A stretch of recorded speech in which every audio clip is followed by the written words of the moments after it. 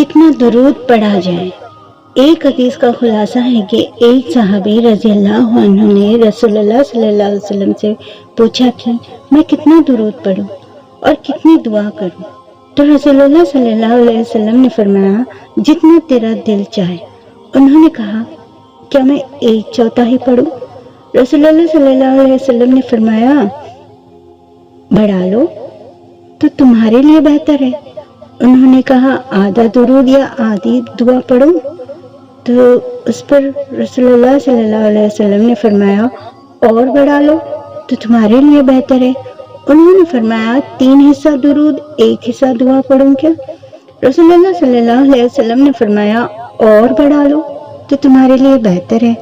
انہوں نے فرمایا کہ اگر میں صرف درود ہی پڑھوں تو رسول اللہ صلی اللہ علیہ وسلم نے فرمایا اگر ایسا کرو گے تو تمہاری پریشانیاں ختم ہو جائیں گی اور تمہارے گناہ معاف ہو جائیں گے۔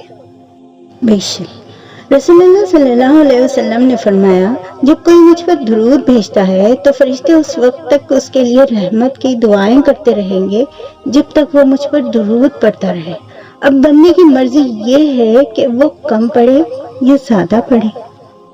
وہ درود یہ ہے بسم اللہ الرحمن الرحیم اللہم صلی علی محمد وعلی آل محمد کما صلیت علی ابراہیم وعلی آل ابراہیم انک حمید مجید اللہم بارک علی محمد وعلی آل محمد کما بارکت علی ابراہیم وعلی آل ابراہیم انک حمید مجید۔ اس کا ترجمہ یہ ہے کہ اے اللہ سلامتی اور رحمت عطا فرما نبی اکرم محمد صلی اللہ علیہ وسلم پر اور ان کے آل پر جس طرح تو نے سلامتی عطا فرمائی ابراہیم علیہ السلام پر اور ان کے آل پر، بے شک تو بڑی تعریف اور بزرگ والا ہے۔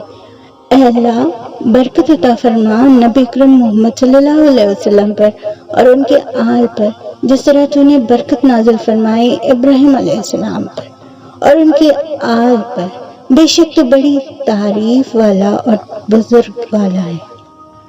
رسول اللہ صلی اللہ علیہ وسلم نے فرمایا جو شخص مجھ پر 1 مرتبہ درود بھیجے گا تو اللہ تعالیٰ اس پر 10 مرتبہ رحمتیں بھیجے گا اور 10 گناہ معاف ہوں گے اور 10 درجات بلند ہوں گے انشاءاللہ۔